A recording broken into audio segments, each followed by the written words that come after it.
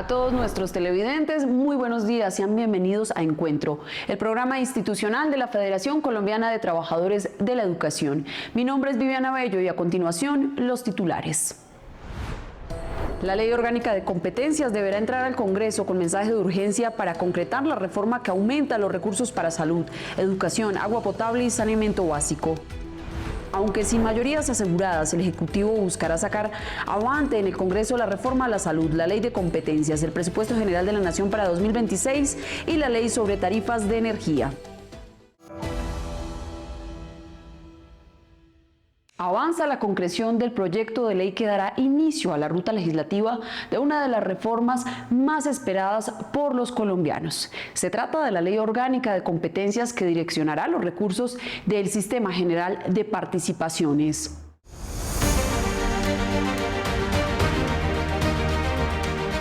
La Ley Orgánica de Competencias ya cuenta con el visto bueno del presidente Gustavo Petro y se espera que en menos de un par de semanas sea enviada al Congreso de la República para ser debatida.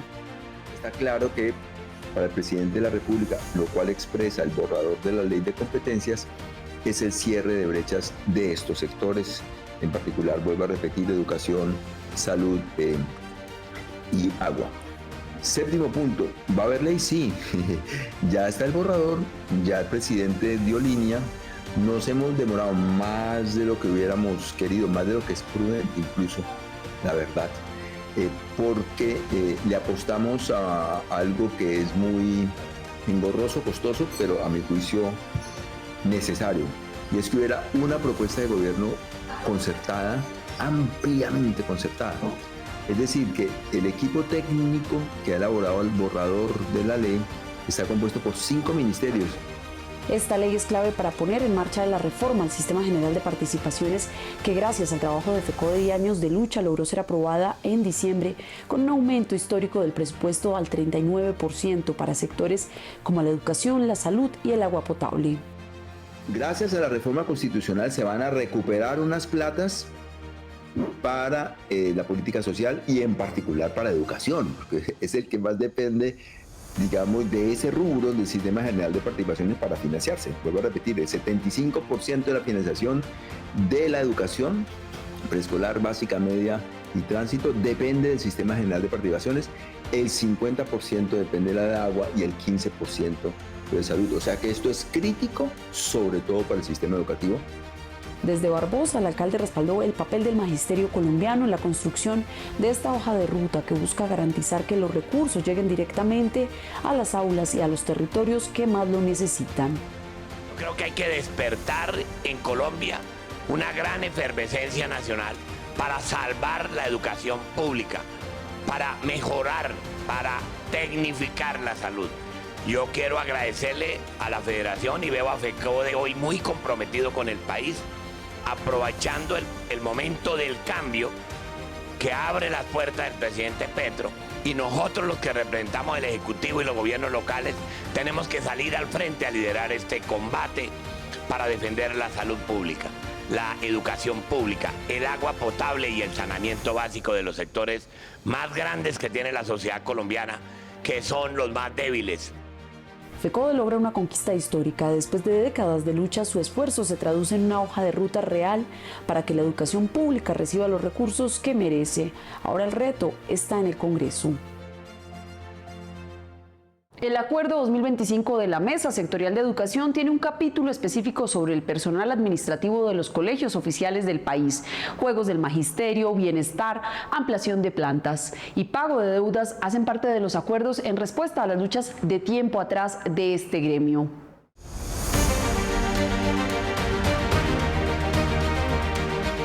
Por primera vez en 3 décadas, el Gobierno Nacional firmó un acuerdo con organizaciones sindicales del sector educativo en pleno, entre ellas FECODE y Sintrenal.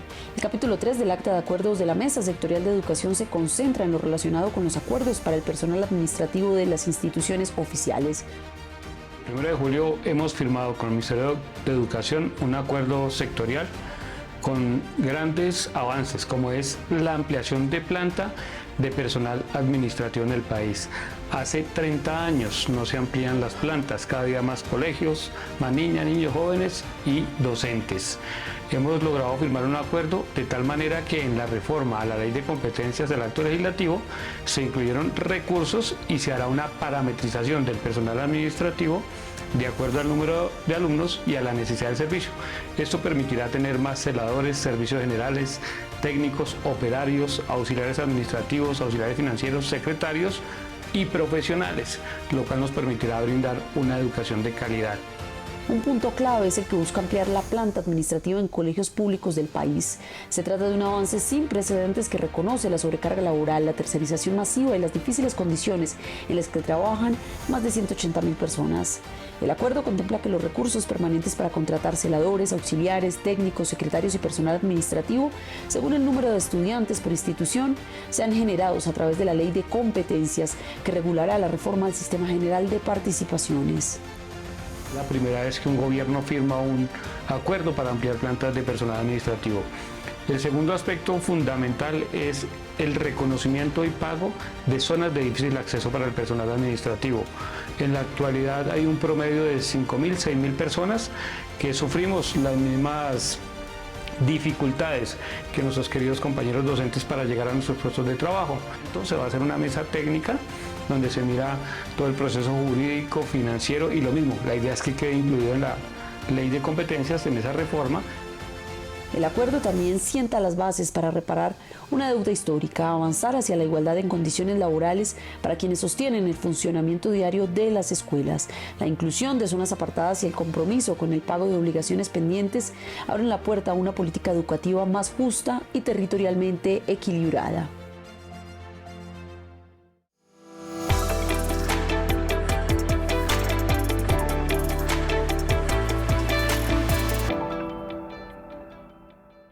Fraterno saludo al Magisterio colombiano. En audiencia realizada con el Ministerio de Educación Nacional Daniel Rojas Medellín, delegado por el presidente de la República para atender al Comité Ejecutivo de la Federación, donde tuvimos la posibilidad de abordar temas como la Ley Orgánica de Competencias de la reforma al Sistema General de Participaciones en esta propuesta conjunta realizada entre la Federación y el Gobierno Nacional, con avances muy significativos. El segundo tema abordado fue la consolidación del modelo de salud para los maestros y sus beneficiarios.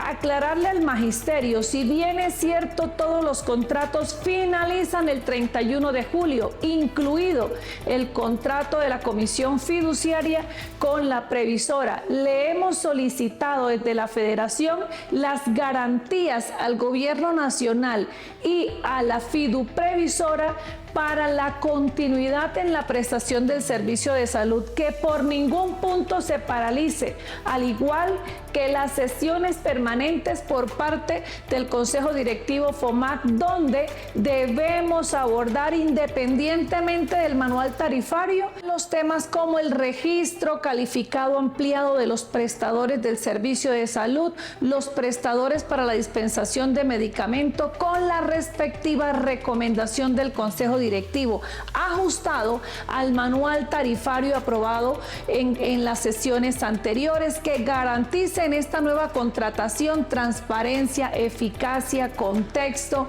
y la oportunidad en la atención del servicio de salud. También abordamos con el ministro el tema del pago de retroactivo a los maestros. Van a hacer un seguimiento con la sección del fortalecimiento humano del Ministerio de Educación Nacional.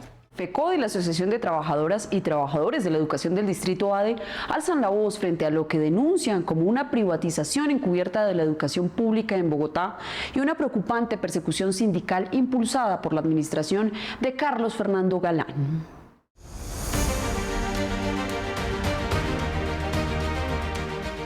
FECODE y la ADE han denunciado que las políticas públicas de la administración de Carlos Fernando Galán están más orientadas a la privatización de los recursos que al derecho fundamental a la educación.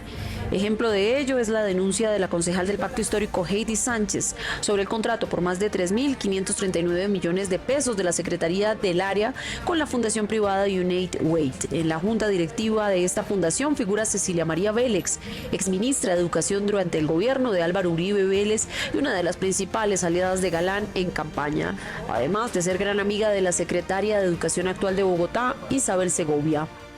La Secretaría de Educación argumentó que supuestamente era porque no tenía recursos y pues parece ser que esos recursos los dirigió para pagarle a esta fundación, que lo que busca es generar como unos mecanismos de estándares en materia de educación para la primera infancia e imponer una serie de evaluaciones al interior del sistema educativo. Por un lado, teniendo en cuenta, desconoce que existe el estatuto docente, que el estatuto docente ya de por sí evalúa a los docentes, o sea, ellos tienen 2 evaluaciones, o sea, ningún docente hoy está por palanca o algo similar, o sea, ellos entran y ellas entran por meritocracia, y digo mayoritariamente ellas, pues porque son más de un 60% de mujeres las que están vinculadas al sistema educativo. Y adicional a esto, pues digamos imponer una serie de modelos que también desconocen la libertad de cátedra que está consagrada en la Constitución Política. Cabe anotar que el objetivo de este contrato es añadir otra evaluación a los maestros. La concejal Donka Atanasova añade que la alcaldía además pretende desmantelar la política pública social y que ha emprendido una persecución y estigmatización contra la ADE. Y en términos de educación básica y primaria, lo que está haciendo es, primero, hay una persecución sindical en contra de los maestros muy fuerte frente a los derechos sindicales de la organización, de la movilización y la protesta. Cuando los docentes se movilizan por mejores condiciones de trabajo o por mejorar las condiciones de la educación en la ciudad, pues, o por cualquier tema que tienen derecho a movilizarse, parte de lo que ha hecho la administración es reprimir estas protestas, pero también está debilitando la capacidad de los maestros y las maestras, ha ido sacando maestros y maestras de la educación primaria básica, ¿cierto?, de los niños y las niñas, y también está condicionando a los docentes frente al ejercicio de su profesión. Entonces creo que son temas muy graves que están desmantelando capacidades educativas que la ciudad ha tenido siempre y son uno de sus sellos ganados a partir de la movilización y ganados a partir de administraciones alternativas y de izquierda que las hemos fortalecido en su momento. El caso evidencia, según las concejalas, una grave regresión en derechos y se suma a las denuncias por fallas en el control del PAE o la masacre laboral de maestras de jardines infantiles. Así se desconoce el derecho a la educación de los niños y niñas más pobres, se entrega la política social a los privados y se persigue el derecho a la protesta de los docentes para que no puedan denunciar. FECODE acompaña las exigencias y luchas de los maestros de Bogotá que no pueden seguir siendo objeto de persecución y señalamientos.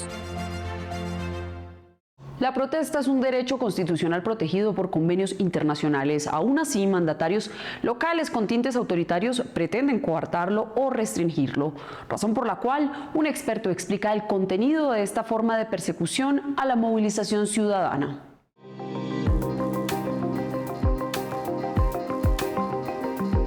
El derecho a la protesta social y a la huelga está protegido por la Constitución Política de Colombia como una forma legítima de participación democrática.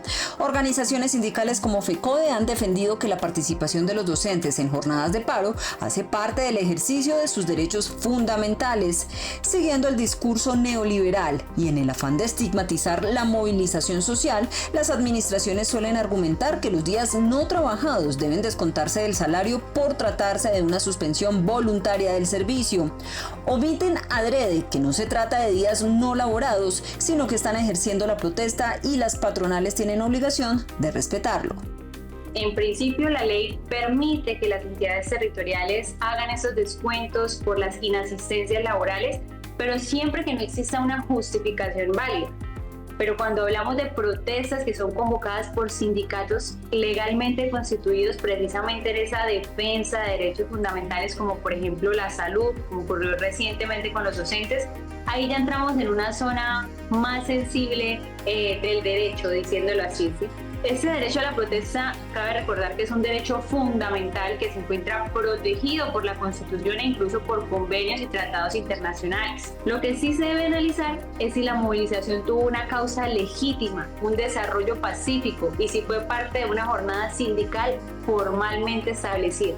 Si es así, los descuentos podrían considerarse como desproporcionados o incluso contrarios a este bloque de constitucionalidad que protege precisamente este derecho de asociación y de manifestación.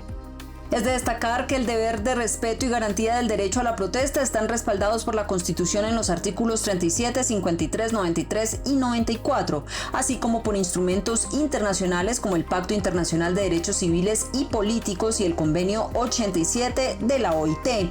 En este sentido, ¿qué mecanismos de amparo podrían invocar los docentes para que estos descuentos no se hagan efectivos, especialmente si la protesta estuvo vinculada a la defensa de la educación pública?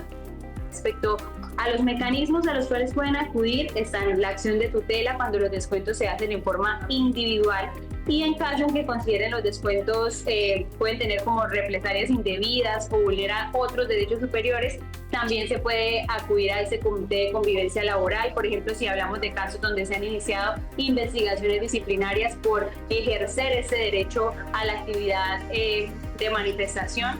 Incluso el sindicato puede agotar otras vías de conciliación antes de llegar a instancias judiciales. Todo con ese fundamento o esa forma de expresar que lo que se está buscando precisamente es ejercer una manifestación por un derecho que está siendo vulnerado. La estrategia política de restringir la protesta o prohibirla es una medida enteramente neoliberal para silenciar a los trabajadores. En el caso de la educación no es un servicio, es un derecho. Por tanto, es obligación de las administraciones garantizar, y esto incluye asegurar garantías a docentes, estudiantes y comunidad educativa. FECODE y otras organizaciones sindicales anuncian que evaluarán acciones legales si la medida se busca aplicar. Al tiempo, ya se adelantaron reuniones con los ministerios de Trabajo y Educación, contando con su respaldo para este fin.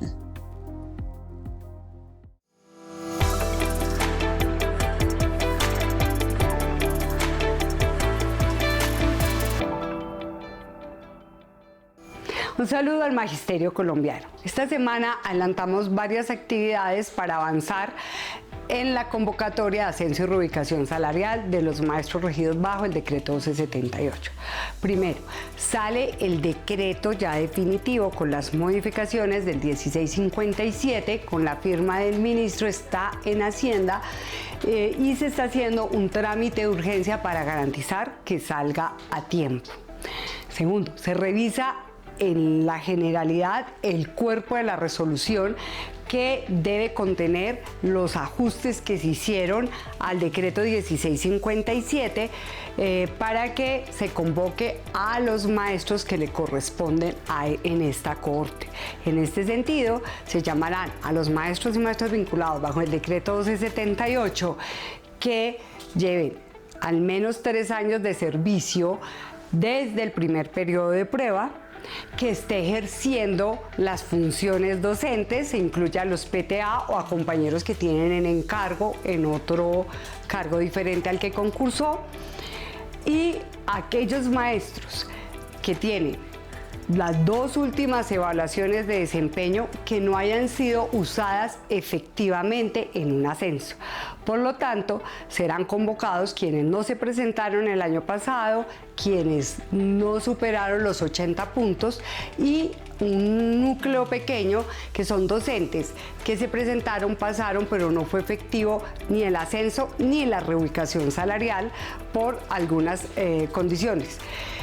Por el otro lado, revisamos el cronograma y buscamos que en la primera etapa se diera esta habilitación para suprimir etapas en el proceso que, entrababan este ascenso.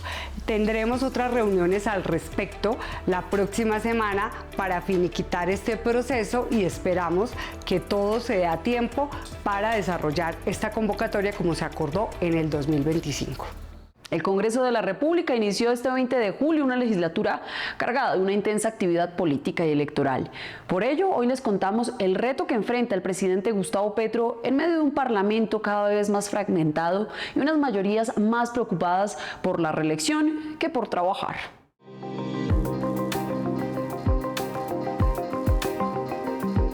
Entre las prioridades de esta última agenda legislativa se destaca la urgente reforma a la salud, que busca cambiar un sistema donde, según sus defensores, los colombianos siguen pagando de su bolsillo y donde se pierden recursos públicos mientras se niega atención oportuna.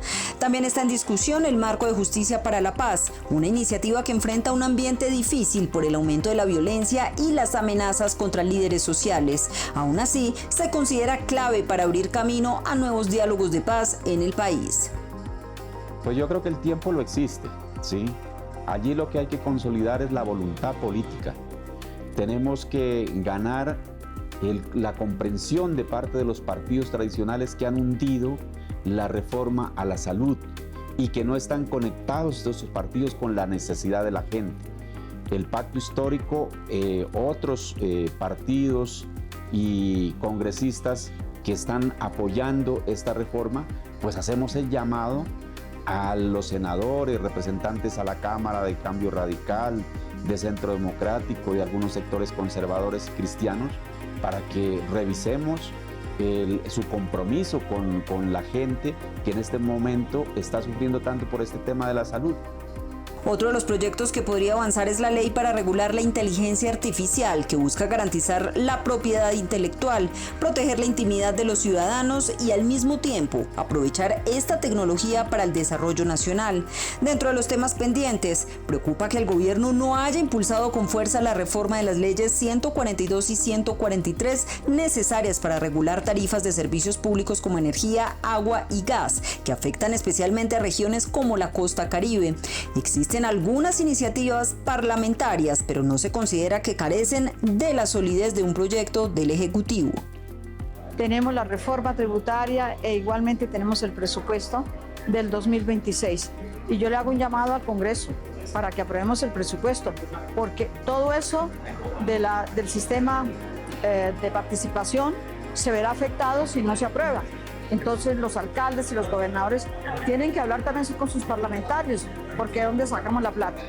Y lo segundo es mirar también que algunos rubros del Estado que se malgastan vuelvan al presupuesto nacional. Por eso presentamos la ley. En este sentido, lo que se recaude con estos topes salariales se destinaría a la reforma pensional para campesinos, vendedores ambulantes y amas de casa, sectores tradicionalmente excluidos.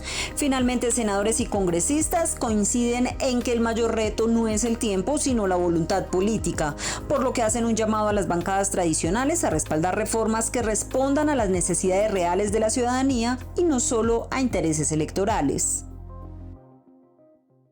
Y precisamente con el inicio de la cuarta y última legislatura del gobierno del presidente Gustavo Petro, el Congreso entra en una etapa decisiva marcada por el reto de conciliar la agenda legislativa con las campañas electorales del próximo año. A continuación, las apuestas claves del gobierno del cambio en su recta final.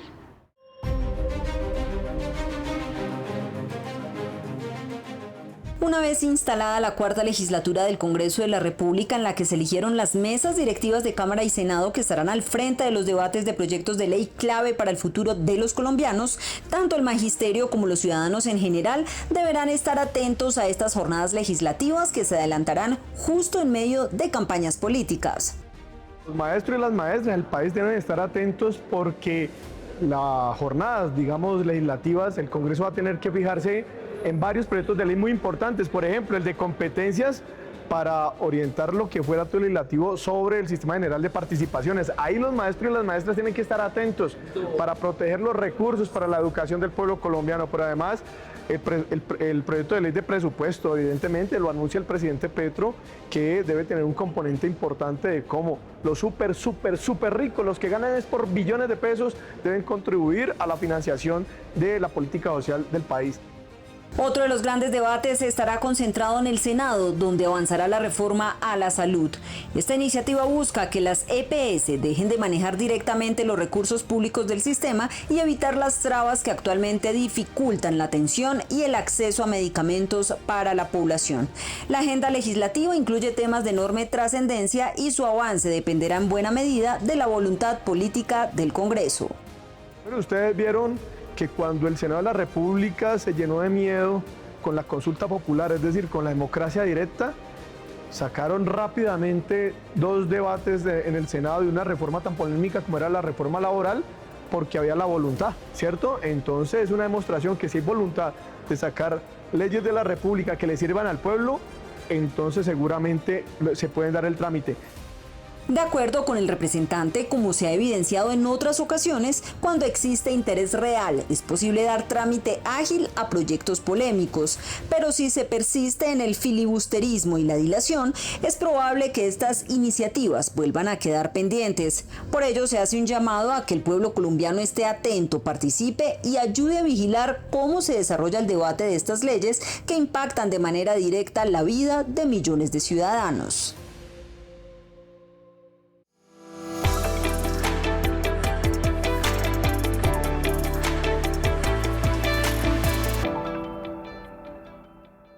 Un cordial y fraterno saludo al magisterio colombiano, a la comunidad educativa y a las diferentes organizaciones sociales y populares del país.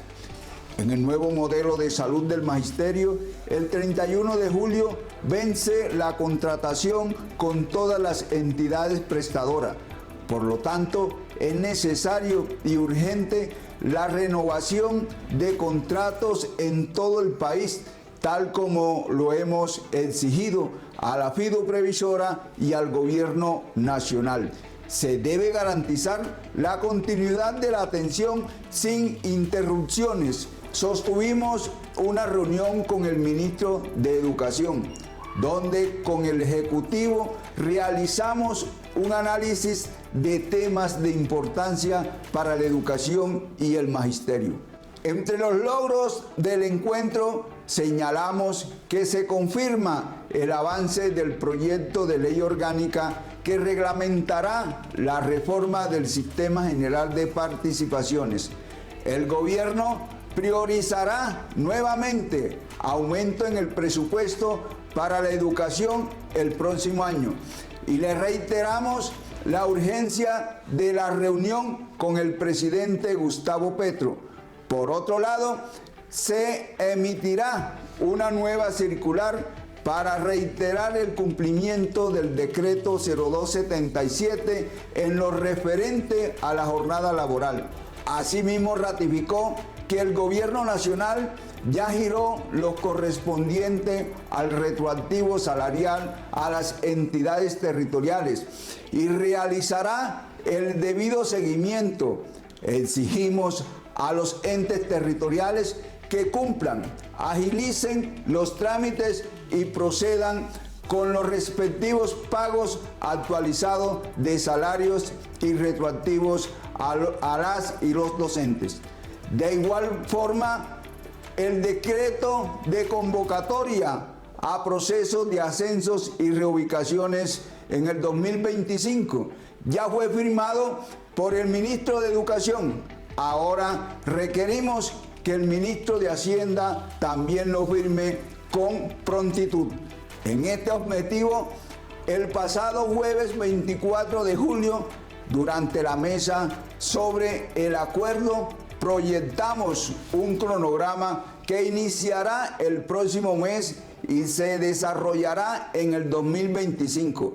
Así, garantizar la movilidad en el escalafón de los compañeros y compañeras del Estatuto 1278. El próximo lunes 28 de julio realizaremos la Junta Nacional de FECODE, donde proyectaremos un accionar para la federación a partir de un análisis de la situación nacional. Compañeras y compañeros, la lucha continúa. La unidad en la lucha nos hará vencedores. Sin luchas no habrá victorias. Que pasen todas y todos un feliz fin de semana.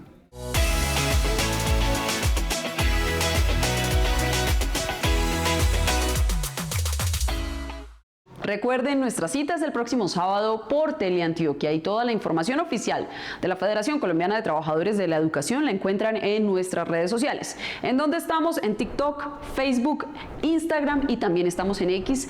Pero adicionalmente ustedes pueden consultar nuestra página web www.fecode.edu.co.